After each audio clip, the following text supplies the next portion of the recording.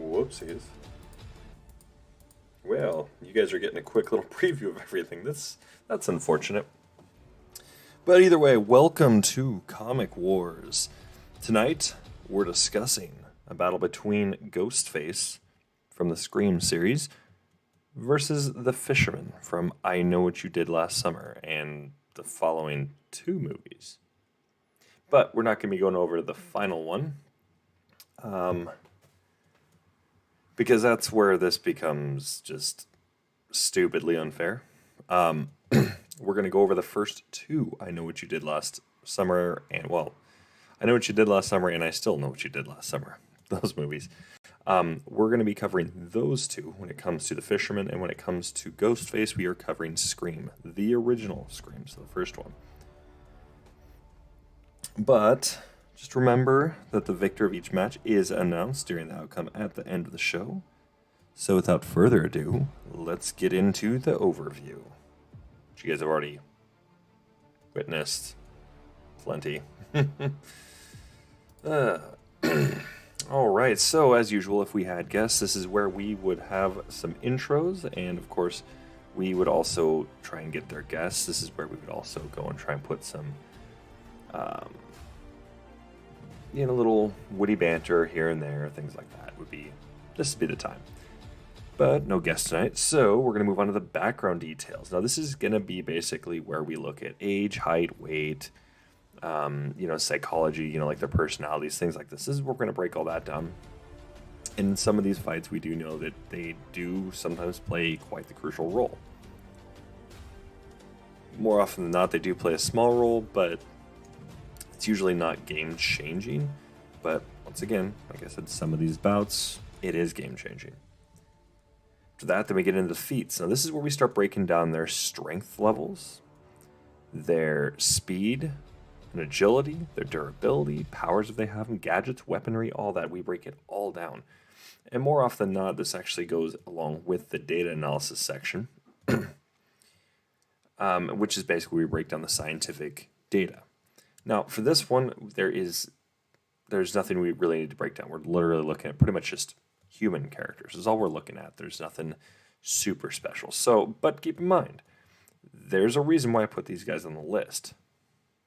Okay, so I just want to go and make this very clear. These guys are actually, they might just be regular humans, but it's what they're capable of that make them quite interesting here. So there's a reason why they're on the list for these bouts. Just be forewarned. But like I said, we're not going to be necessarily needing to break anything down too much on this, because these we're just looking at like your average shows. Some of them are going to be athletic, some are not. Some of their feats are going to be pretty basic. So we don't really need to do any like really high-end calculations. We're not looking at like another Michael Myers tier where moving anywhere between 2,000 and 20,000 pounds by themselves. We're not looking at that. Even though that is quite the feat, we're not looking at anything that high for this one. After that, then we get into the character pros and cons. This is where we start comparing the characters a little more. How they kind of do against each other without actually going over the outcome. This is where we're not going to even go over really necessarily who wins, who loses certain, categories. Sometimes we touch on it. Sometimes we have to. It's right there. It's inherent. We have to go and just bam, it's right there. And which, of course, after that, then we go into the guest analysis. Once again, no guests, but this is where we break this down. How the guests think the bout would go. This is, if we had a guess, this is basically, and once again, this is also for you guys in the chat. If you guys would also like to chime in, feel free. But this is essentially where we would go and see what you guys think and why. We'll have some conversation, and then, of course, we get into the outcome. Now, the outcome is just exactly as it states. This is where we really go and break down who wins and why. If there's specific scenarios that are called for, sometimes that's the thing. There's been characters, for instance, from last season. If you guys have not watched it, spoilers right now. There was a battle between Crow and Nightwing. There were certain scenarios that actually had to be considered. If you just throw them on a regular battlefield with there's nothing out there at all, it's just a flat plane, then you have certain outcomes that are going to go and happen. It's going to be pretty much 100% of the time. This is how this will go, based on how these characters do battle. But that's not always the case. Some of these characters, they just win just handedly. Doesn't make a difference on the scenario, so we don't cover it. But like I said, some characters do require that. And after that, of course, we get into the preview, which if you guys haven't seen at the very, very beginning of the show, which I do apologize for that, that's where we go and cover that and talk about upcoming shows and things like that. All right, so let's get into our first combatant, which is Ghostface. Well, technically it's two combatants, because Ghostface always comes in a pair, unless you consider Dead by Daylight, which we are not using because that's where the killers become insanely broken. Where these guys basically just, you can't beat them. That's because in Dead by Daylight, you don't actually fight back against the killers. So, we're going to go and cover Scream, the first one, where you have Billy Loomis and Stuart Mocker, who goes by Stu. Both of them are age 18. Now keep in mind, this is a movie, a series. The first 4 movies were directed by, or 3 or 4 movies, were directed by Wes Craven. However, they do not technically take place in the Wes Craven universe. So you're not seeing Freddy existing. That's one of those things we do need to go and note here. This does not exist in Freddy's world or universe. But this was actually written by Kevin Williamson. And it was the first 3 movies were written by him. Or first one, something like this. But these two characters here, now they're young guys. You got Billy Loomis, who is the mastermind here. He is 5 foot 10 inches tall, and he weighs in at 152 pounds. While Stu Mocker is 6 foot 3 inches tall and weighs 174 pounds. So you're seeing a little bit of weight difference here. You start comparing it out, and it does look like Billy kind of might have a little bit more muscle mass to him. At least he has a little more weight, so that could play a factor. But you got Stu, who's also tall. So he's going to have a little more reach. As for their occupations, well, it's really just 2 things. They're high school students, but on the side, they are the Ghostface killers, or the Woodsboro Slashers is what they like to call themselves. Or at least that's what the town comes to know them as. But they're serial killers. And their area of operation is Woodsboro, California. Now this is where things are going to take a little bit of a turn here. Now we have their personalities. So Billy is vengeful. Because his mother his mother had left him at an early age, and his father was having an affair with his girlfriend's mother. He did not like that one bit, blamed her for his basically his family just breaking up and falling apart. We're not going to get into the spoilers of the movie quite yet, but this is why he's doing this. He blames her, and in a way kind of blames Sydney, his girlfriend, which is her daughter. But he is vengeful, he's psychotic, but he's also intelligent. I'm not going to say highly intelligent, because not all of his plans really technically play out the way he wants. But out of him and Stu, he is definitely the intelligent one, but he's a planner. If he's given prep time, he can do all sorts of damage. But once again, we're not talking Batman level intellect here. We're talking to somebody that's a high school age, learned from horror movies, specifically slashers. And him and Stu took notes on how those slashers would operate. Characters like Michael Myers, Jason Voorhees. You look at all these movie slashers, they would have knowledge of them all the way up until 1996. So you're looking roughly about a little more than 26 years of slashers, I believe. They have knowledge of it. So, that being said, we can move on to our next one, which is Stu Mocker. So he's eccentric. Now he is a very strange one, says some weird things, just very odd behavior. But he's also psychotic. But on the flip side of Billy, he's not very intelligent. In fact, you might even regard him as kind of dumb, to be blunt. So a little bit of a tidbit here, but the duo likes the thrill of the chase and often makes attempts to instill fear in their opponents, with one of their primary methods being horror movie trivia via unknown phone calls. This is a key part here. Now, generally we don't use the miscellaneous information, but I want to put note on this. The duo likes the thrill of the chase and often makes attempts to instill fear in their opponent. This also includes mocking. They also do that a lot too. So these guys aren't just the ones that just jump in and bam, we're going to do it. No. They don't do that. This is what sets them apart from other killers and other villains and things like this. They're literally, in a way, they're like a step back. But also on the flip side, Freddy does the same thing, and look how far along he comes. He's also very, very cunning. These guys, they're cunning, but like I said, their plans typically don't go the way they want them to. Now, this can be debated. Either it's one of their faults, and then others, they're just underestimating their victims or opponents. As seen in the very, very first scene, the very, very first victim, Casey,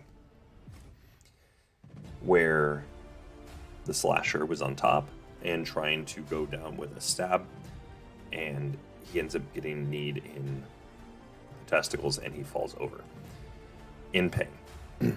Understandably so, that is incredibly painful, but that obviously didn't go the way he was anticipating. But let's move on to the feats here. So when it comes to strength, now we have to break down both, like we just did under the background. We have to do this with the feats. So Billy, you look at him, he's at average human level. Can't really go and throw athletic because how heavy was Casey, and he hung her in a tree. That's basically his biggest strength feat. Did he have any really like high-end strength feat after that? No, not really. He's a planner. He's the thinker, while Stu is actually, well, he's the primary killer. You look at Stu, he's athletic level. How do we know this? Because he lifted up a 205-pound man. This is based on the actor's weight, not necessarily on the character weight, because we don't actually have weight of the character. But he was able to lift him on top of the news van. So he was able to go and lift him up and get him on top. So that right there, that's quite the feat of strength. It's athletic level. So we're not, like I said, we're not talking like moving trees. No. It's much lower tier. As for their durabilities, they are very, very similar, but there is a slight difference. Both of them, they wear the costumes. This is the Ghostface mask. They've got their voice changer. And then they've, of course, got their Ghostface garb, the black cloak / gown, however you want to look at it. Or even robe. You can even consider it that. But they've shown that they do have a at least moderate pain tolerance, because both of them traded knife stabs with each other. And I do realize I left Stu Macher on the Stu Macher when it should have been Billy Loomis. I do apologize for that. I thought I changed it, but I apparently did not. But Billy and Stu traded blows with each other, basically to try and make themselves out to the victims. So that way their plan would come full circle. They're the ones that look like the victims, while Sydney's father looks like the killer. Really, really peculiar. But their plan, of course, didn't come full circle. Why? Because what do the villains generally do in these types of movies? They give up their big plan. And what did they do to the final girl? They gave up the big plan. And what happened?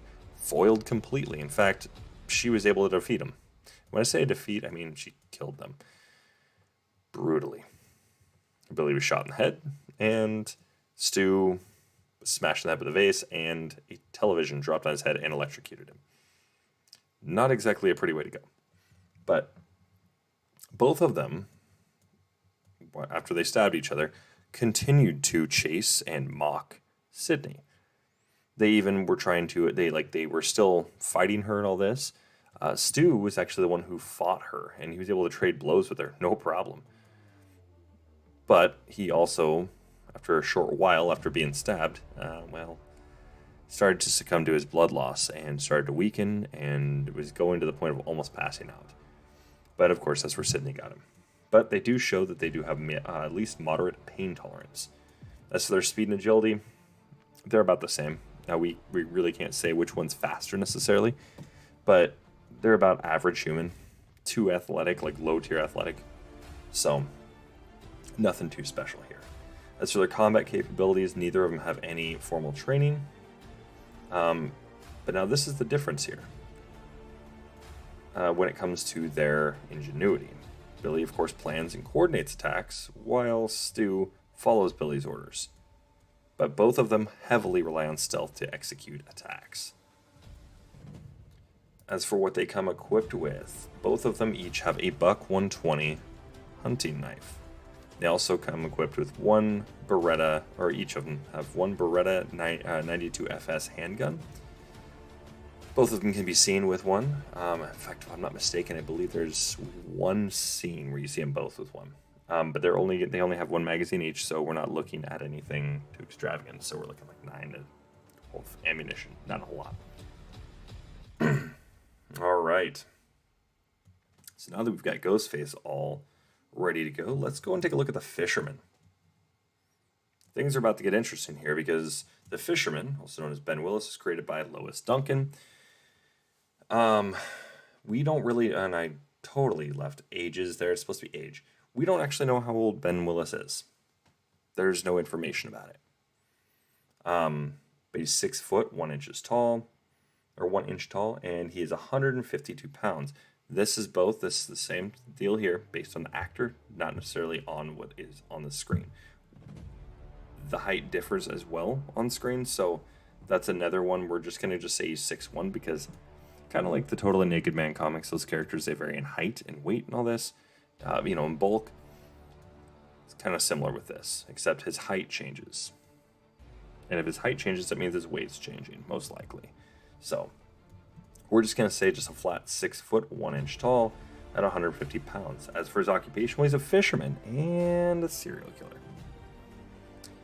His area of operation is Southport, South Carolina. And you could actually argue his story starts as a serial killer, as a killer. It begins technically in the Bahamas, but where we see the movie at, both these movies, it's primarily in Southport. I believe the second one actually, that one's also in Southport. As for his personality, he's vengeful, highly intelligent, and cunning. Now, remember what I said about these things. This is where there's a reason why there's 2 versus 1 of this one. His level of intellect and his cunning are pretty high up there.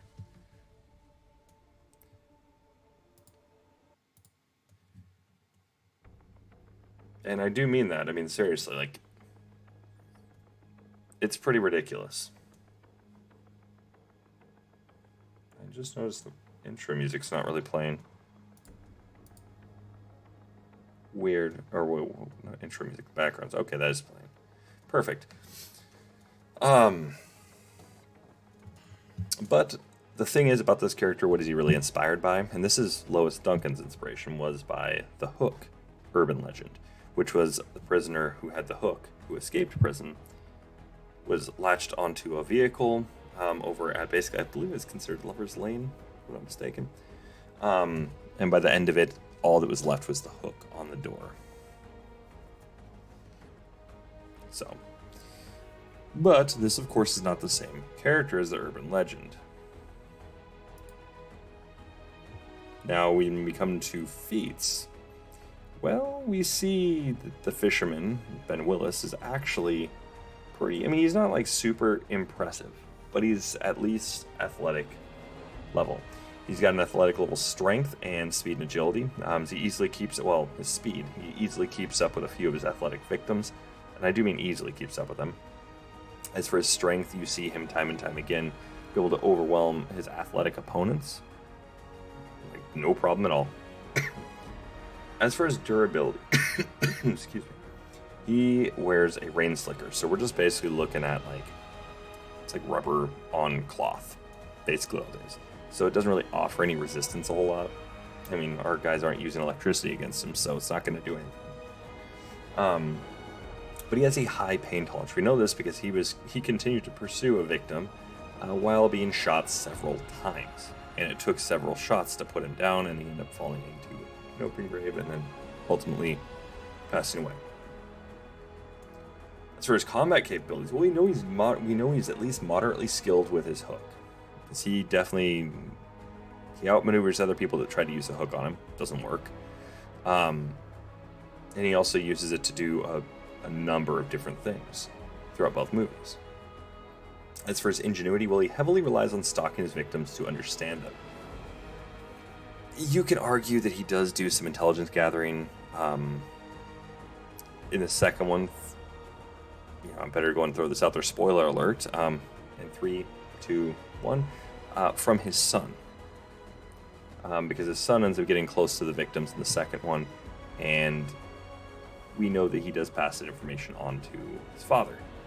Like where these people are going to be potentially, who they are, maybe some little tidbits about them, relationships with others, things like this. He does pass this stuff along, and even helps to plan with his father. But ultimately, his father kills him while trying to kill another victim, and then,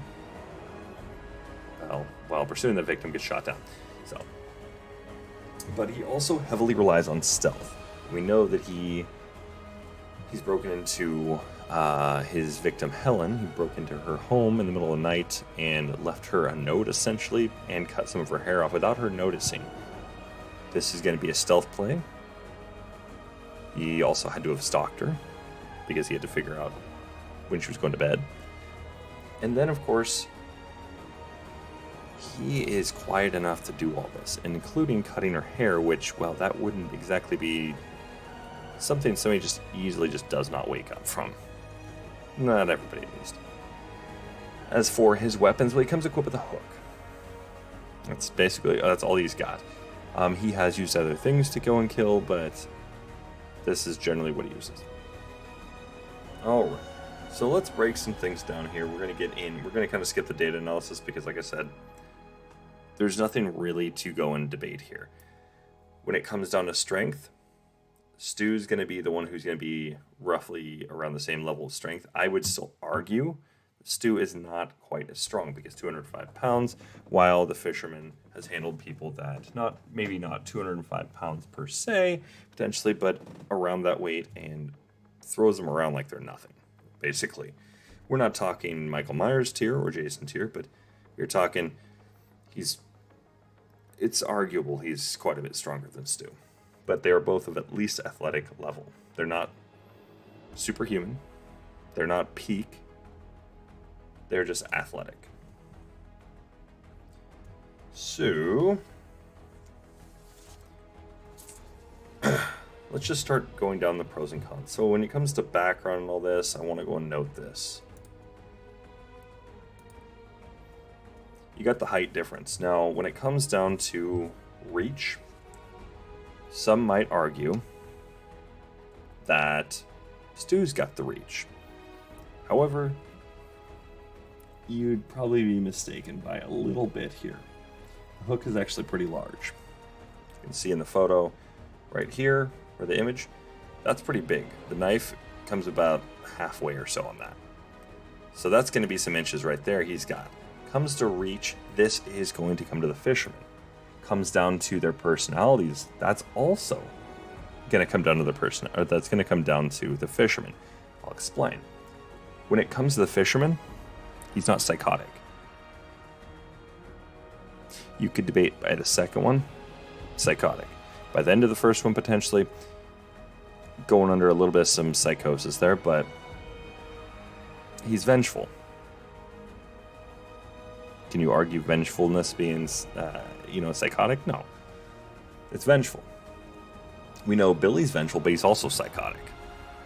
He is just twisted. But when it comes down to it, intelligence is going to be another thing. The Fisherman would have already figured in a fight what's going to happen with somebody like this that also relies on the same things. He's most likely going to he's going to go and kind of get their, essentially their scent, if you will. He's going to go and figure out faster what's going on than they would. Now, you've got one that's not very intelligent, one that's intelligent, while a guy that's older and was able to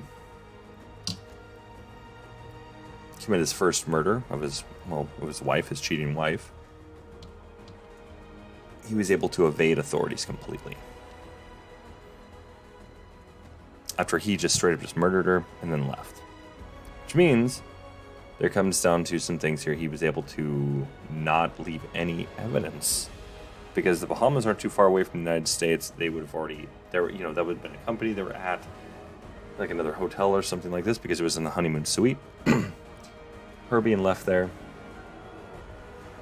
even if it wouldn't have been, it could have been anywhere else. You could have easily put 2 and 2 together. However, he was able to make it so nobody came after him. You could argue there's just movie magic here, and that's just how that worked, but no, not really, not in this case.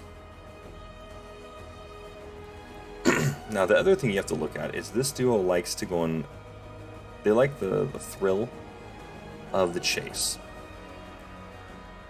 Well, the Fisherman does not. And he easily catches his athletic victims, while these guys are able to go and catch people that are average human to low tier athletic. So this is where that's a big difference here. When it comes down to it, it comes down to their personality, how it breaks down. These guys are going to lose out handedly. Not overwhelmingly, but they're going to lose on the background. Not by much. But he does win in every... Fisherman wins in every single category we just mentioned here. When it comes down to personality-wise. What about strength? What are we looking at here? Because I'm not gonna break the whole thing down here. That's the only one we're gonna break down. You look at their strengths. Average human, athletic human, and then you got athletic human. So, what is athletic? Well, I've already compared on this. So, before we continue on to the outcome level stuff, where we start breaking it down, explaining why and who wins and all this, I'd like to hear your guys' thoughts. What do you guys think? Who do you think wins this? And why, of course.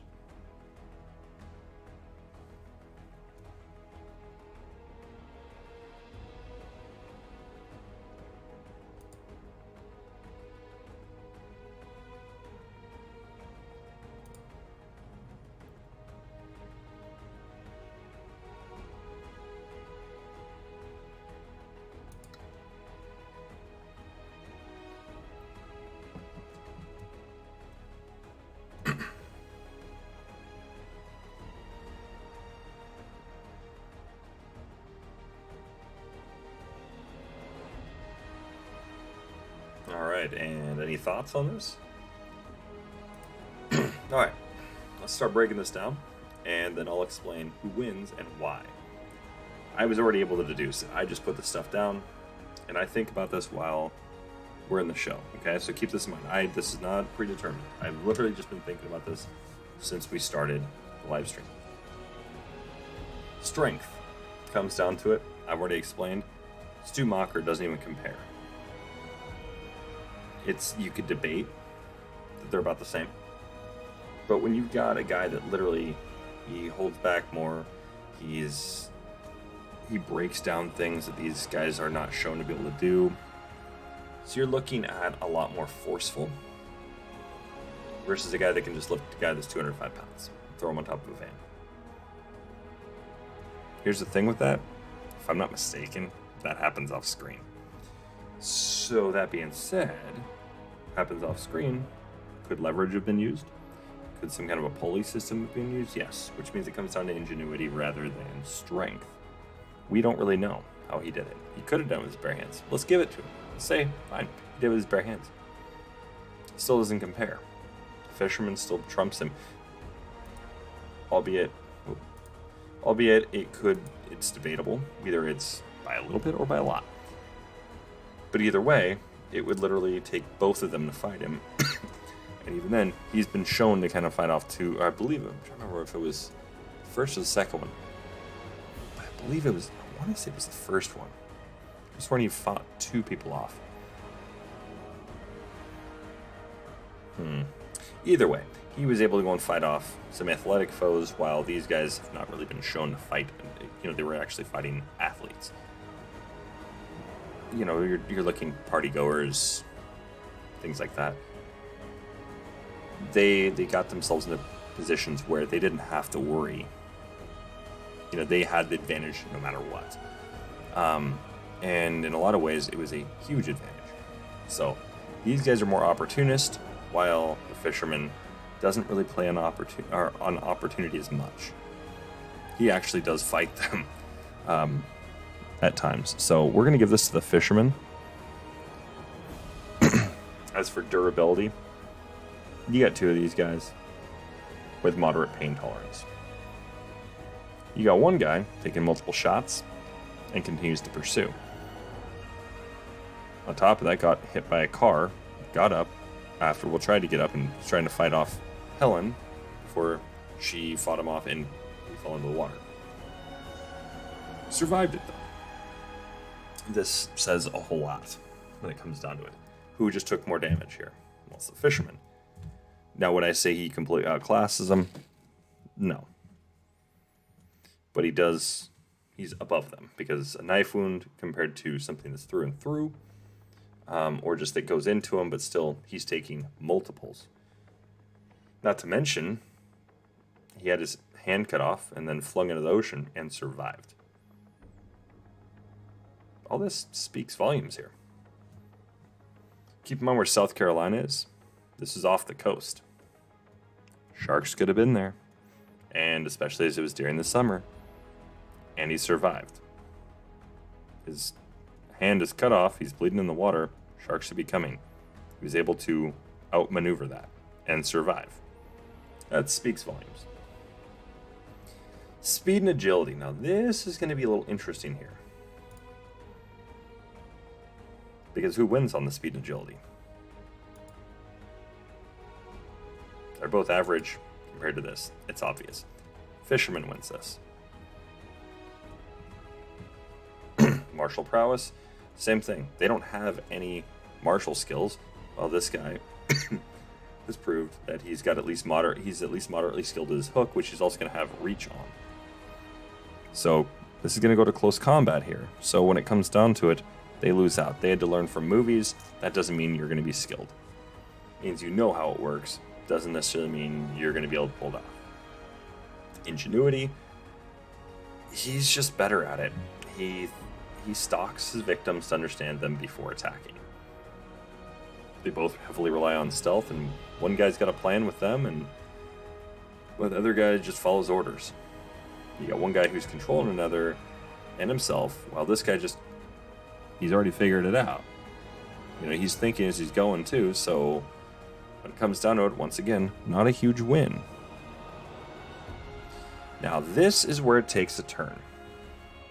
Close combat, Billy and Stu don't win. It literally takes 2 of them, and they'd have to go in for kill shots, which is exactly what they would do. At least they would attempt, They like the thrill, which is going to also kind of put a downside to them here. But now you got to remember, what did they come equipped with? Now this just shows you here. This is the part I really want to take a look at here. They both came with firearms, and they've shown they're at least moderately skilled with it. Now, I wouldn't say highly skilled by any means. I would probably say low to at least moderate right there, that range. But this guy gets closer and closer. He's going to get shot, for sure. What happens at this point? He might be able to sneak up and get one of them. He's not going to get both. Well, I take that back. This is going to be dependent on the scenario. But it comes down to weaponry, they win. In fact, you can actually argue they outclass him because of their ranged combat. Now, I want you guys to take that in consideration. Is what does this come down to? Because they're a team. You've now got 4 guys. You got 2 points each on them. And that's going to be the weaponry. Why? Because they got ranged weaponry. This is going to be coming down to close combat. He's now going to have a disadvantage. So this is going to come down to early game. Okay, I will break this down. Because if you look at the point system here, by points, the Fisherman wins. But then you start looking at, well, they're both humans. Gunshots can kill them. How do we know that gunshots killed him?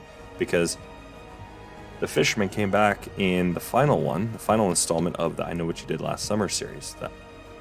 He came back as a zombie. A vengeful spirit. Where he had all sorts of powers. Okay, so we know that he does die. So death does exist for his future here. This is exactly what's going to happen. However, that being said, he's been known to sneak up on or even lure away ranged opponents.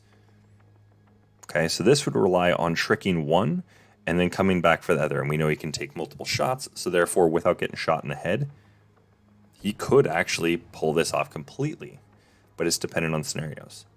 We look at a flat plane, he will lose. Neither of them can stalk. Neither of them can rely on stealth. So now their big shtick is gone. So what's it come down to? Two guys with guns, closer this guy gets, they're going to shoot him multiple times. Is he going to be able to get up to him fast enough? Nope. Then you start looking at scenarios where stalking is going to be applicable. Their stalking levels are kind of and their stealth, they're very, very reliant on it. So you got these guys are both reliant on stealth, and one that's going to be just amazing at stalking, while the other two are just not good at all. That's where those scenarios are going to go to the Fisherman, because now it's going to come down to luring them. Do they split up? They lose. If they don't split up, if it comes down to close combat, he will get them more often than not. So as for this outcome,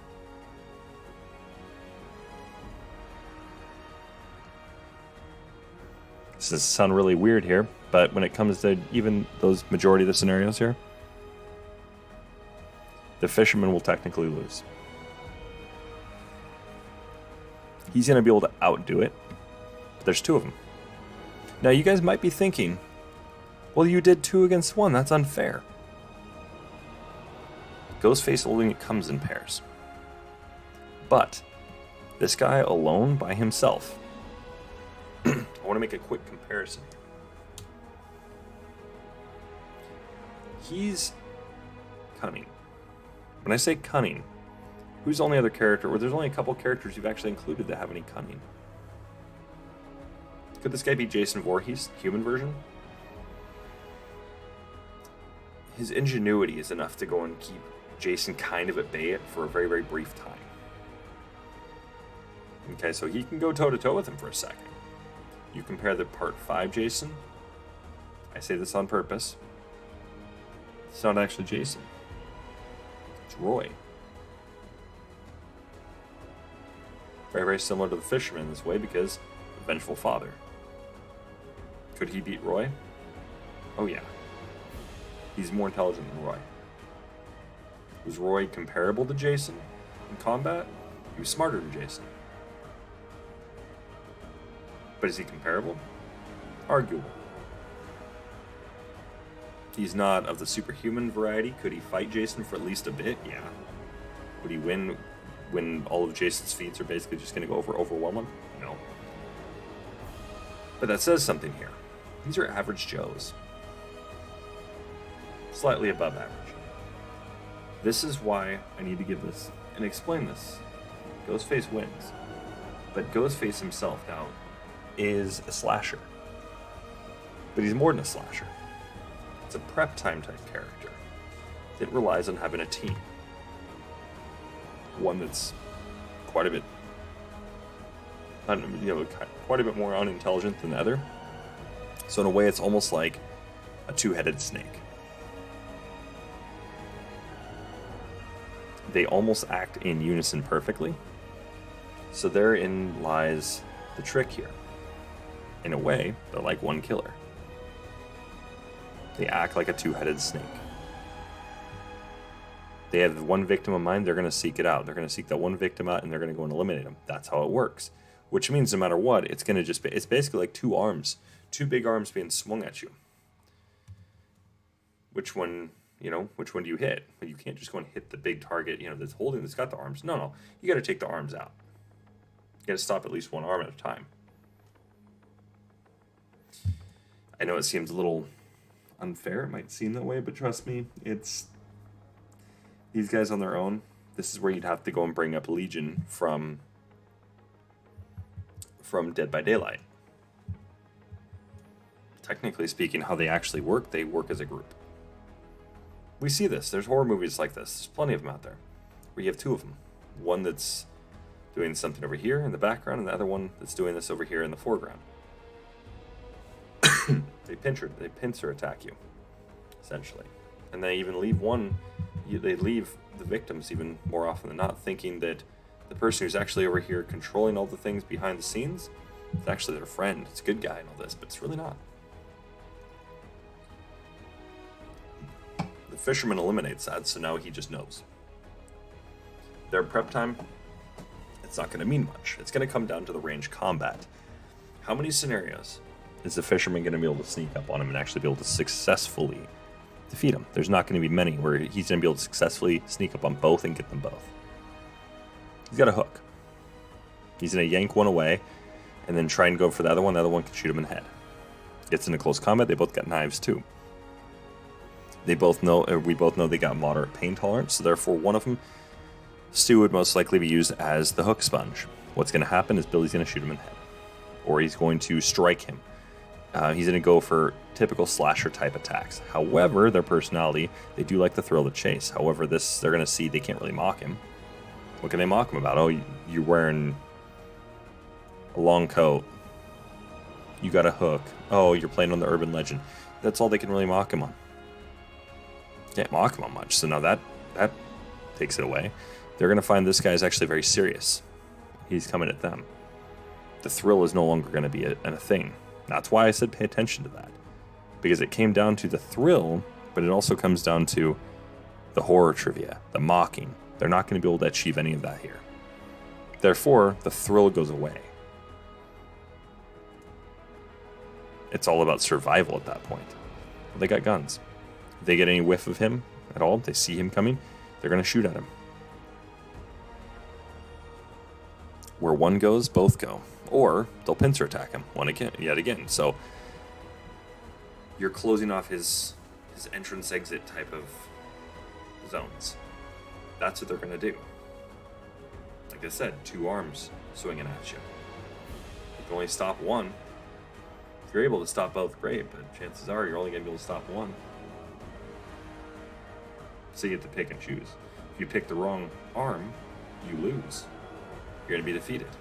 One goes for the kill shot, while the other one is more or less a distraction. Or one that's going to go for the disabling strikes. That's how they work. You got to see this throughout the movie, especially with Sydney. That's what they kept trying to do, and it didn't work. She was somebody that would be considered somebody that's blocking both punches. Once she got in the zone, she's the final move, so that's how that's going to work. We see that with this. So, Ghostface is the winner.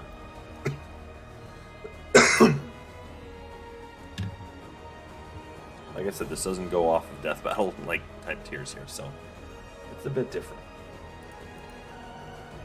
As for Monday's comic war battle, it's a battle between Spawn, Todd McFarlane's Spawn from McFarlane Comics,